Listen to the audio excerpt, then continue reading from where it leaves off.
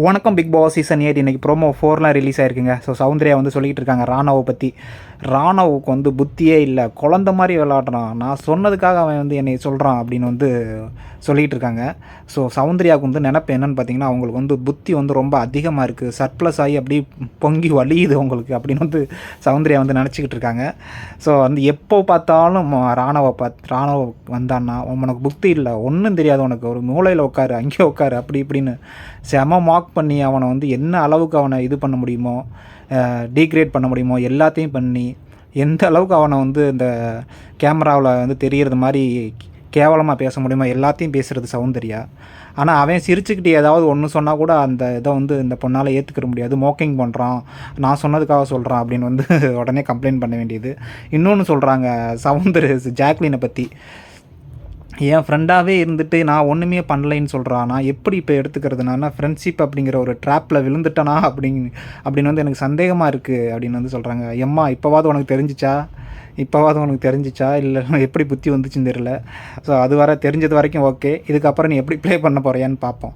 So ஜாக்லினை நான் நம்புவேன், but ஒரு ஃப்ரெண்டாக நம்புவேன், பட் வந்து ஒரு பிளேயராக நம்ப மாட்டேன். என்ன மீனிங் இருக்குது இதில்? ஃப்ரெண்டாக நம்பிட்டாலே முடிஞ்சிருச்சு, அதுக்கு தான் போனியே. நம்ம ராணவை அடிக்க போனேன், தர்ஷிகாவை அடிக்க போனேன், சாச்சனாவை அடிக்க போனேன், எவ்வளோ பேரையும் அடிக்க போனேன். அப்புறம் இனிமேல் ஃப்ரெண்டாக நம்புவேன், அப்புறம் பிளேயராக நம்ப மாட்டேன்னா என்ன மீனிங் இது? ஃப்ரெண்டாக நம்புவேன்னா வெளியே போய் நம்பு, பிளேயராக நம்ப மாட்டேன்னா உள்ளே நம்பாது, அவ்வளோதான், இதுதான் மீனிங்கு. அப்புறம் ஃப்ரெண்டாக நம்புவேன், பிளேயராக நம்ப மாட்டேன் அப்படின்னா என்ன மீனிங் எனக்கு ஒன்றும் புரியலை. ஸோ அங்கிட்டு வந்து தர்ஷிகா அந்த லட்டு உருண்டை ரவா லட்டு செஞ்சதுக்கு வச்சு செய்யின்னு செய்கிறானுங்க. இந்த ஜெஃப்ரி யாருங்க, சும்மா அந்த சிம்பத்தி சீக்கிங் பர்சனாக இருப்பான் போல இருக்குங்க அந்த பையன். எப்பா எனக்கு இதை கேப்டன்ஷிப்பை வந்து அவங்க மதிக்க மாட்டாங்க, அதனால் நான் உருவ சொல்கிறேன் அப்படின்னு சௌந்தர்யாவை சொல்லி, அது மென்டல், அதுக்கு புத்தி சுத்தமாக கிடையாது போல இருக்குது, அது போய் எடுக்க போகுது. கேப்டன்ஷிப்னால் ஏதாவது ஹவுஸ்மேட்ஸ் வந்து கேப்டனை பிடிக்கலைன்னா அவங்க போய் எடுக்கணும், கேப்டனுக்கு பிடிக்கலைன்னா அப்போ நான் கேப்டன் இல்லைன்னு சொல்லிட்டு போக வேண்டியதான், அதை போய் எதுக்கு உருவிட்டுருக்கேன்.